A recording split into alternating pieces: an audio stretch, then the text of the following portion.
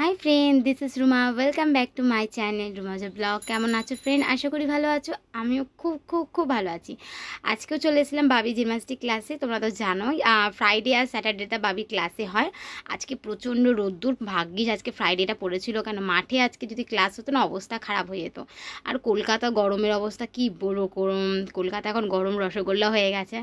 ওখানে অবস্থা সবার খুব খারাপ। তো বাবি চলে গেল ক্লাসের দিকে, বাবিকে ক্লাসে দিয়ে তারপরে আমি আজকে রুমে একটু বসবো, কারণ রাস্তায় এখন আপাতত দাঁড়াবো না, কারণ প্রচণ্ড গরম, রোদ্দুরের তাপ প্রচণ্ড। একটু রোদ্দুরটা কমুক তারপরে একটু হাঁটবো, কেন ফ্রাইডে আর স্যাটারডেটা একটু হাঁটতে পারি, নয়তো মাঠে বসে থাকতে হয়। রুমে এসেছি, আমাদের বাবির জিমনাস্টিক ক্লাসের অপোজিটের ছোটোখাটো রুম আছে, যেখানে সব স্টুডেন্টের গার্জেনরা একটু রেস্ট নেয়, বিশ্রাম নেয়। তো সোমপ্রিয়ারা এখনও আসেনি, পিঙ্কা এলে একটু গড়িয়া যাওয়ার কথা আছে, বাট যদি রোদ্দুরটা কমে তাহলে যাবো, নয়তো যাবো না।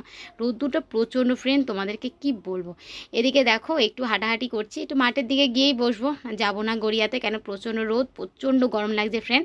তোমাদেরকে কি বলবো, গলা একদম শুকিয়ে যাচ্ছে। তারপরে দুজন মিলে একটা ক্যাম্পা কিনলাম, এখন নাকি ক্যাম্পা একদম কী বলবো ফেভারিট, ভালো লাগে না, একদম ভালো লাগে না, কিছুই পেলাম না ঠান্ডা ঠান্ডা খাবার, তাই জন্য ক্যাম্পাটা নিলাম। একদম বিচ্ছিরি খেতে, যেটা আমার টেস্টটা একদম ভালো লাগলো না।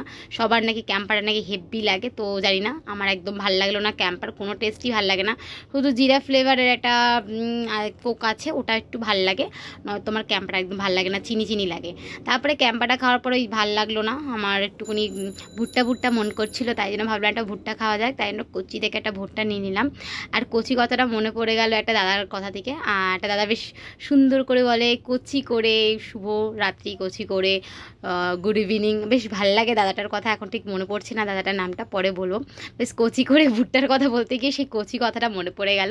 ওই দাদাটাকে বেশ, ওই দাদাটার কথাটা খুব ভাল লাগে। আর মাঠে এসে বসলাম, তো মাঠ পুরো ফাঁকা, কারণ আজকে তো জিমনাস্টিক নিয়ে আর কোনো ফুটবল ক্রিকেট খেলা দেখতে পাচ্ছি না, হচ্ছে না।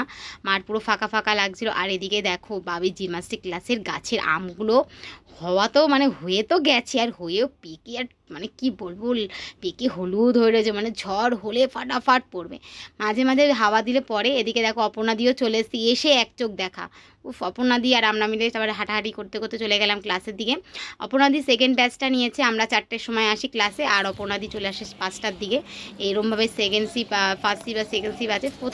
প্রথমবারে চলে আসাটাই ভালো, কারণ বাড়িতে গিয়ে বাবি আবার একটু পড়াশোনা করতে পারে, আর সেকেন্ড শিপটা আমার একটু লেট হয়ে যায়, তাই জন্য আর নিই নি।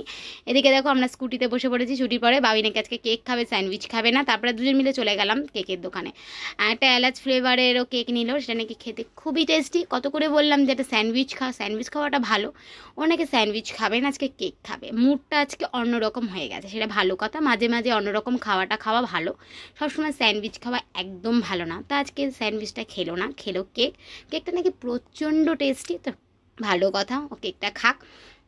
খাওয়া দাওয়াটা করে নাকি সোজা বাড়ি চলে যাবে, কারণ ওর নাকি খুব গরম লেগেছে।